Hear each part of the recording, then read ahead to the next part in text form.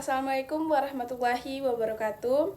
Sebelumnya perkenalkan, nama saya Tiara dengan NPM 224010911015. Nah, pada kesempatan kali ini saya akan membacakan hasil resum buku. Bukunya itu berjudul Manajemen Pelayanan Publik karya Bapak Hayat. Buku Manajemen Pelayanan Publik karya Hayat merupakan kontribusi penting dalam literatur administrasi publik, khususnya dalam membahas tata kelola pelayanan publik yang efektif, profesional, dan berpihak kepada masyarakat. Buku ini disusun dalam 6 bab yang saling terkait dan tujuan utama memberikan pemahaman menyeluruh mengenai prinsip, praktek, serta tantangan dalam penyelenggaraannya. Pelayanan publik di Indonesia, baik dari sisi teoritis maupun praktis, di tengah upaya reformasi birokrasi dan peningkatan kualitas pelayanan publik. Buku ini menjadi pedoman strategis bagi para akademis, praktis maupun aparatur pemerintahan. Pada bab 1 kali ini, penulis membuka pembahasan dengan menjelaskan pentingnya pelayanan publik sebagai manifestasi nyata dari kehadiran negara dalam kehidupan masyarakat. Pelayanan publik dipandang bukan hanya sebagai aktivitas administratif, tetapi juga sebagai cerminan kualitas hubungan antara pemerintah dan rakyatnya. Penulis menyoroti berbagai persoalan klasik dalam pelayanan publik di Indonesia, seperti rendahnya efisiensi, ketidaktransparansi birokrasi, berbelit hingga kurangnya orientasi pada kepuasan masyarakat. Nah, disinilah pentingnya reformasi menyeluruh dalam manajemen pelayanan publik yang dijadikan dasar utama dalam menyusun buku ini. Penulis menjelaskan bahwa tujuan buku ini adalah menghadirkan model dan pendekatan manajerial dalam penyelenggaraan layanan publik yang berintegritas, profesional, dan akuntabel. Nah, pada bab kedua kali ini mengupas secara konseptual mengenai definisi, fungsi, dan tujuan dari pelayanan publik. Pelayanan publik didefinisikan sebagai segala bentuk kegiatan yang dilakukan oleh pemerintah untuk memenuhi kebutuhan masyarakat, baik berupa barang, jasa, maupun pelayanan administratif. Fungsi utamanya tidak hanya sebagai alat untuk memenuhi hak-hak dasar warga negara, tetapi juga sebagai instrumen legitimasi kekuasaan negara, sarana pemerataan pembangunan, serta wadah untuk menumbuhkan kepercayaan publik. Penulis juga menegaskan prinsip-prinsip yang harus mendasari pelayanan publik, seperti keadilan, kesetaraan, partisipatif, transparansi, akuntabilitas, dan keberpihakan terhadap kelompok rentan.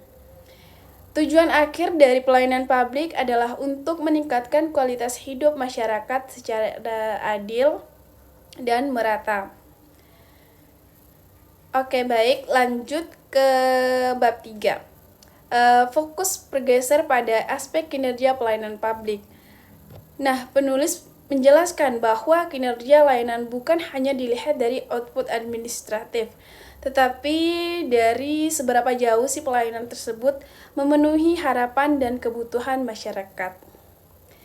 Indikator kinerja mencakup kecepatan pelayanan, ketepatan prosedur, kemudian akses, serta kepuasan masyarakat sebagai pengguna layanan. Evaluasi terhadap kinerja dapat dilakukan melalui metode survei kepuasan, sistem pengukuran berbasis balance card, hingga audit kinerja oleh lembaga pengawasan. Namun, penulis juga menyoroti sejumlah kendala dalam pengukuran kinerja seperti keterbatasan data, belum adanya integrasi sistem informasi, serta budaya birokrasi yang cenderung mengedepankan formalitas ketimbang hasil pelayanan yang berdampak langsung kepada masyarakat itu sendiri.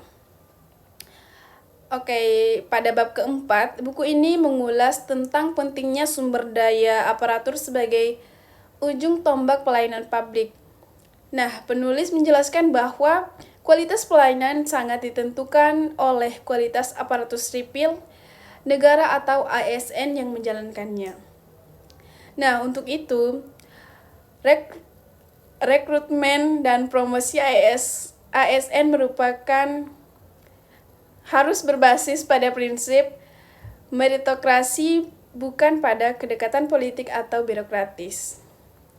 ASN perlu dibekali dengan kompetensi teknik, manajerial, serta kemampuan sosial kultural agar mampu beradaptasi dengan dinamika kebutuhan masyarakat. Nah, sayangnya masih banyak permasalahan yang masih membayangi seperti rendahnya profesionalisme, lemahnya integritas, serta kurangnya pelatihan dan pembinaan karir. Penulis menawarkan solusi berupa reformasi sistem rekrutmen, peningkatan pelatihan berkelanjutan, serta penerapan sistem e-performance untuk mendukung transparansi dan akuntabilitas dalam kinerja ASN. Pembahasan berkelanjutan pada bab kelima yang secara khusus menyoroti agenda reformasi birokrasi sebagai jalan utama untuk mewujudkan pelayanan publik yang lebih baik. Pada bab ini, penulis menegaskan bahwa reformasi birokrasi haruslah menyeluruh dan sistematis mencakup perubahan struktur kelembagaan, proses bisnis, dan budaya organisasi. Tujuannya tidak bukan adalah untuk menciptakan birokrasi yang lebih ramping, fleksibel, dan responsif terhadap kebutuhan masyarakat. Salah satu strategi utama dalam reformasi birokrasi adalah pengembangan sistem pelayanan publik yang berbasis digital seperti sistem pemerintahan berbasis elektronik atau yang biasa disingkat dengan SPBE. Nah, selanjutnya pelayanan terpadu satu pintu atau PTSP serta mall pelayanan publik. Namun, implementasi reformasi tidaklah mudah. Penulis mengidentifikasi sejumlah hambatan seperti resistensi dari birokrasi senior, keterbatasan anggaran, serta lemahnya komitmen politik.